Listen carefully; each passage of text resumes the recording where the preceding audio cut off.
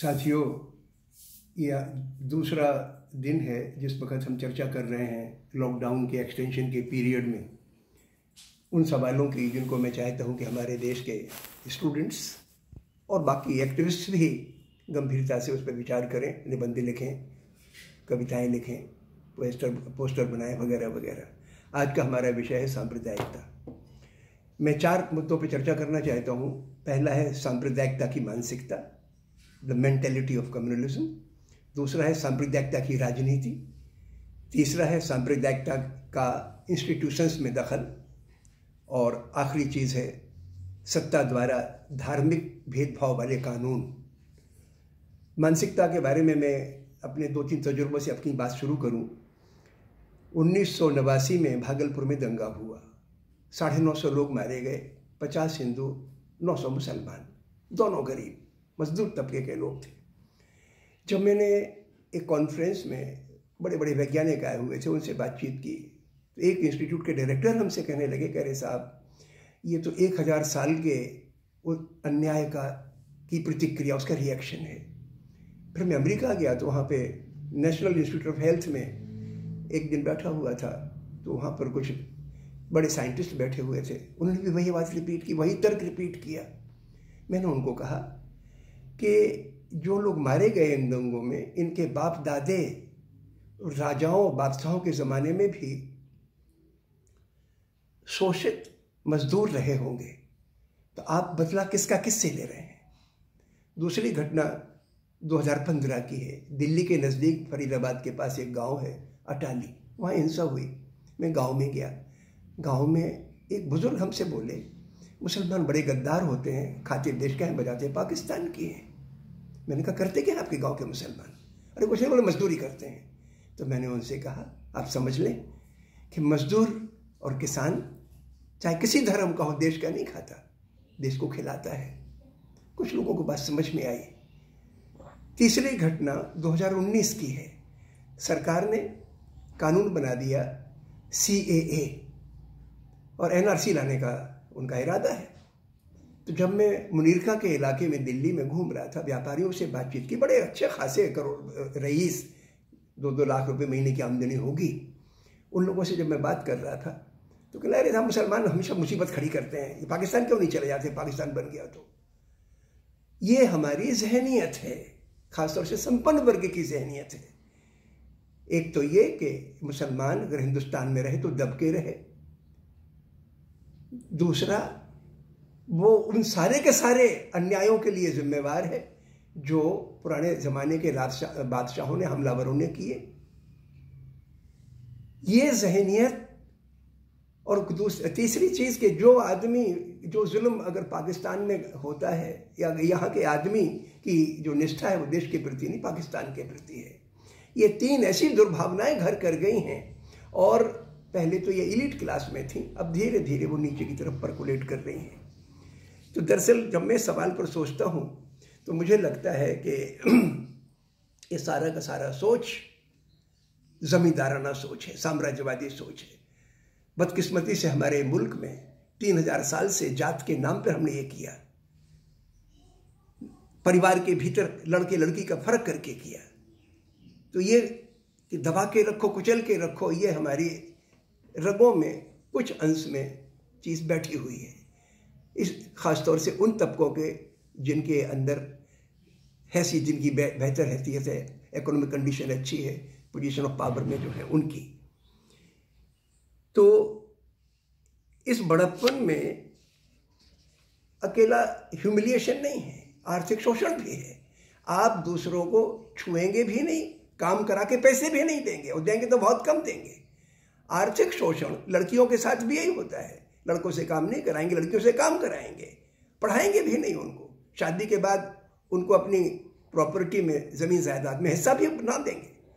तो इस तरीके से हमारे हिंदुस्तान में और दुनिया में, हमारे हिंदुस्तान में जात के नाम पर और दुनिया में नस्ल के नाम पर इस प्रकार के भेदभाव होते रहे हैं। लेकिन ये पिछले 300 वर्ष से जब से साम्राज्यवाद आया, तब से इसमें बड़ी बढ़ोतरी आई और एक नई चीज़ दाखिल हो गई। हमारे हिंदुस्तान में धर्म के नाम पर घृणा शामिल हुई और वो कई मुल्कों में ये धार्मिक घृणा, नस्ली घृणा साम्राज्यवाद और पूंजीवाद का औजार बनी और ये चीज़ अरसे से चली आई। तो हमारे सामने पहला मसला ये है मानसिकता के रूप में कि सांप्रदायिकता की मानसिकता शोषण की मानसिकता है, दबा के रखो, कुचल के रखो, ये मानसिकता है, यानी साम्राज्यवादी मानसिकता है। इससे हमें आज़ाद होना है। ये मानसिकता उन तबकों को तो सूट कर सकती है जो एलीट में है, 15% 10% ऊपर के लोग, लेकिन गरीब आदमी, मेहनतकश आदमी, किसान मजदूर आदमी हिंसा तो नहीं करेगा। लेकिन अगर जहन के स्तर पर यह घृणा ले आया वो अपने अंदर, तो अपनी आत्मा को मार लेगा। जो मिलजुल के हिंदू मुसलमान दोनों को संघर्ष करना है अपनी बेहतरी के लिए, अपनी आज़ादी के लिए, शोषण से आज़ादी, दमन से आज़ादी के लिए, वो कर नहीं पाएगा। लिहाजा हमारा कहना ये कि इस मानसिकता से हम आज़ाद हों। मानसिकता से आज़ादी को ही संस्कृति कहा जाता है। संस्कृति का पहला असूल है कि इंसान को जहनी तौर पर प्रेजुडिसेस से आज़ाद करो, गलत धारणाओं से आज़ाद करो, तो हमारा काम वो है। दूसरा मसला राजनीति का आता है। जब से अंग्रेज़ों ने ये सिलसिला शुरू किया 1857 की लड़ाई में, हिंदुस्तानी अवाम जब हिंदू मुसलमान मिल के लड़े उनके खिलाफ, उसके बाद से अंग्रेज़ों ने ये फूट डालो राज करो की नीति के लिए धर्म का इस्तेमाल किया। और गांधी जी ने जब आज़ादी का आंदोलन खड़ा किया तो उस वक्त हिंदुस्तान का सारा संपन्न वर्ग, जिसमें ज़मींदार, राजा, महाराजा, नवाब, महाजन, व्यापारी, अफसर, इन तबकों ने मिलकर सांप्रदायिक संगठनों को खड़ा किया। तो ये जो घृणा थी वो एक संगठित राजनीतिक शक्ल के रूप में हमारे मुल्क में पैदा हुई। उसी से मुल्क टूटा आगे चल के, उस पर चर्चा कभी फिर करेंगे। लेकिन गांधी की शहादत के बाद वो सिलसिला रुक गया और 20 बरस तक हम सुकून से रहे। 1969 के बाद ये दंगे फसाद का फिर सिलसिला चालू हुआ और सांप्रदायिकता धीरे धीरे राजनीति की सबसे बड़ी ताकत बन के उभरी। उसके बाद मंदिर आंदोलन खड़ा हो गया। मंदिर आंदोलन किसी शक्ल में, किसी रूप में धार्मिक आंदोलन नहीं था, आध्यात्मिक तरक्की का आंदोलन नहीं था। ये हमारे अंदर घृणा और घमंड का जुनून पैदा करने का आंदोलन था, जिसने हमारी रगों को बर्बाद किया, हमारी रगों तक घुस गया और हमारी आत्मा को मिट्टी में मिलाया। तो एक चीज़ वो निकली। उसके बाद उसी वक्त कॉन्सिक्वेंस आप देखिए कि हिंदुस्तान में फ्री मार्केट इकोनॉमी का सिलसिला शुरू हुआ, दुनिया में हुआ, रूस टूटा और कई चीज़ें हुई। उससे नतीजा क्या निकला? नतीजा ये निकला कि पूरा का पूरा प्रचार तंत्र, मीडिया, अखबार, टेलीविज़न, इन पे कब्जा हो गया व्यापारी तबके का। राजनीति हमारे मुल्क में वैसे चंदे पे चलती थी, लेकिन अब तो मुकम्मल तौर पर ये हावी हो गए और सांप्रदायिक रुझान उनका था ही। कॉन्सिक्वेंटली व्यापारी तबके की पूरी मदद, कॉरपोरेट वर्ग की पूरी मदद सांप्रदायिकता की राजनीति को आगे बढ़ाने के लिए हुई और मीडिया का उन्होंने इस्तेमाल किया।